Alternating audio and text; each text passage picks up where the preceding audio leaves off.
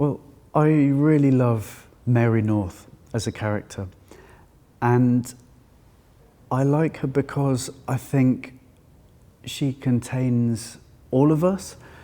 At 18, she is in love with the possibilities of the world. Her mother, who's severe, very emotionally constrained, says to her, the young see the world as they wish it should be, and while the old see the world as it is, and you must tell me which you think the more honest. And I love that in the character of Mary, is that she's trying to discover which is the more honest, because in some ways, yes, there's a wisdom in accepting the world as it is, but there's also a cowardice in it. This is a book about bravery. This is a book about saying, what is it that's stopping us from changing the world? And in wartime and in peacetime, that means something very different. In peacetime, the bravest thing you can do is to stand up and say, actually, there are some things that our society is getting very wrong. There are some injustices, and I wish to remedy them. That's what an 18-year-old with any soul ought to be standing up and doing now. And that's what Mary wants to do. But it's wartime. And in wartime, the bravest thing you can do is shut up and get on with it.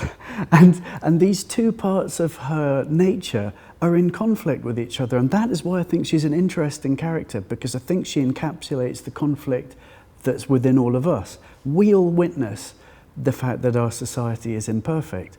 We all know that there's a bunch of stuff we could do about it, and we all have some really good reasons why we don't, and why it might be braver just to get on with trying to earn a living, trying to raise our kids, trying to be kind in a small way, if that's all we can manage, to the people around us, because there's a huge heroism, really, in a life that's as difficult and complex as modern life, just in holding it together. You know, we are all permanently in a state of war.